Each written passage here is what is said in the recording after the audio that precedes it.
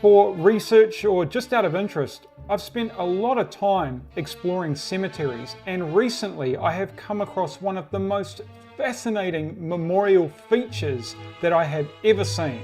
If you look back through history, there's numerous examples of various forms of grave robbery.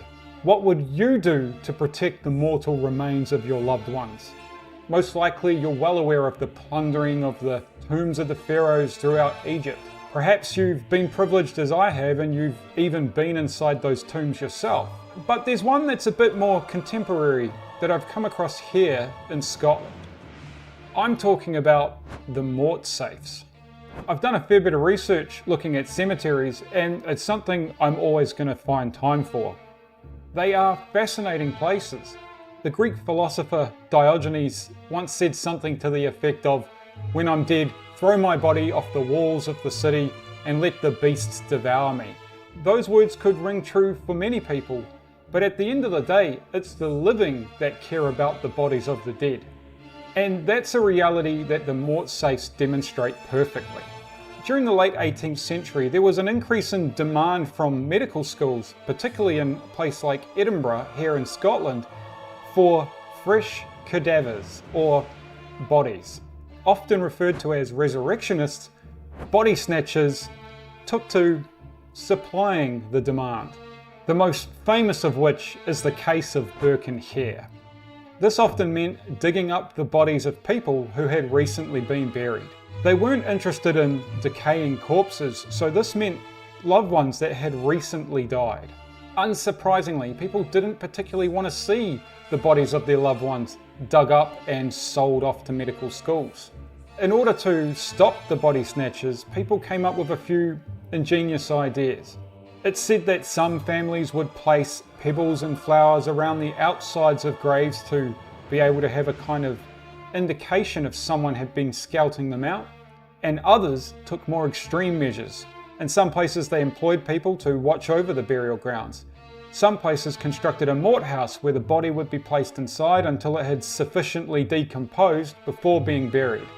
These body snatchers were not interested in decomposing bodies. What they wanted were the fresh corpses, to be as close to a living person as possible. And those of you familiar with the body snatchers will know that yes, sometimes this did mean murder. Of course, stealing the remains of someone that had already died would be a lot less risky. But so it was in 1816, the idea of a mortsafe was conceived and invented. There were a number of designs, but basically they were designed from iron and stone and designed to sit over the top of the grave where someone had recently been interred. This would make it very difficult for would-be body snatchers to snatch the body. As these weren't designed as permanent fixtures, there aren't a lot of examples. However, if you're ever in Edinburgh and you find yourself near the Greyfriars Kirkyard, you can come across these great examples. As this is before the design of modern cemeteries, most people were buried in churchyards. So a church might purchase a mortsafe, they might hire it out to people, or even use them themselves to temporarily protect the body of someone who'd been buried there, as it was the church who was entrusted with the protection of the remains of the deceased. There were even societies that you could pay a membership to or a one-off fee in order to be able to use their mortsafe. In fact, societies pertaining to death and memory are really common all throughout the world at this period. If you're interested in learning more about these sorts of societies, then leave a comment and let me know. You never know where you will find something fascinating like this. In fact, just recently, I was wandering the Fraser Burial Grounds just west of Aberdeen, and we came across these fantastic examples of mortsafes. They really show the lengths that people were going to try to get fresh corpses. Obviously, this would have been pretty difficult to get around.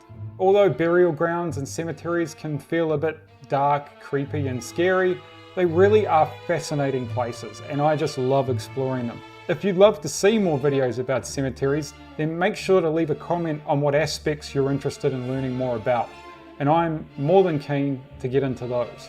In fact, I have a few other videos that you can check out in the meantime that look at the dark and mysterious aspects of social life in the past pertaining to death and memory. So make sure you check them out.